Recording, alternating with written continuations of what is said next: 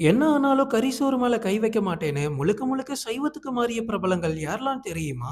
லிஸ்ட்ல நம்ம ஃபர்ஸ்ட் பார்க்க போறது மாதவன். மாதவன் ஒரு குறிப்பிட்ட சமூகத்தை சேர்ந்தவர். அதனால அவர் சின்ன வயசுல இருந்தே நான்வெஜ் சாப்பிட்டதே கிடையாது.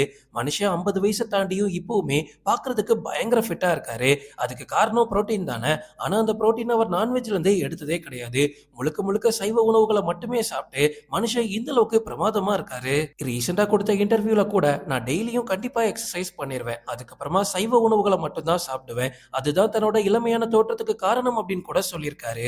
லிஸ்ட்ல நம்ம அடுத்து பார்க்க போறது ஸ்னேகா. ஸ்னேகா ஒரு காலத்துல நான்வெஜ்ஜை அடிச்சு நொறுக்கி நாக் அவுட் பண்ணிட்டு இருந்திருக்காங்க. ஆனா கல்யாணத்துக்கு அப்புறமா ஃபுல் அண்ட் ஃபுல்லா மாறிட்டாங்க. இப்ப 2 குழந்தைகளோட அம்மாவா இருந்துமே தன்னோட உடம்ப ரொம்ப கட்டுக்கோப்பா வச்சிருக்காங்க. அதுக்கு முக்கிய காரணமே தன்னோட உணவு பழக்கம் தான் அப்படின்னு ஸ்னேகா சொல்லியிருக்காங்க. நான்வெஜ்ஜை முழுக்க முழுக்க அவாய்ட் பண்ணிட்டு வெஜ்ஜில களமிறங்கியிருக்காங்க. இவங்க சாப்பிடக்கூடிய எல்லா உணவுகளையும் வெஜிடபிள் மூலமா சமைக்கக்கூடிய உணவுகளை மட்டும்தான் ஸ்னேகா இப்போ சாப்பிட்டுட்டு இருக்காங்களாம்.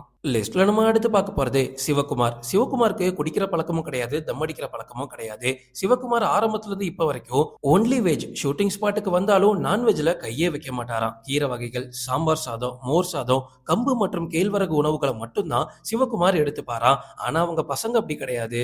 லிஸ்ட்ல நம்ம அடுத்து பார்க்க போறது சாய் பல்லவி. சாய் பல்லவி ரீசெண்டா ஒரு இன்டர்வியூல அவங்களே தன்னைத்தானே ஒரு வெஜ் அப்படின்னு சொல்லியிருக்காங்க. சாய் பல்லவிக்கு உணவு மற்றும் ஆரோக்கியம் பத்தி நம்ம சொல்லி தர தேவையில்லை.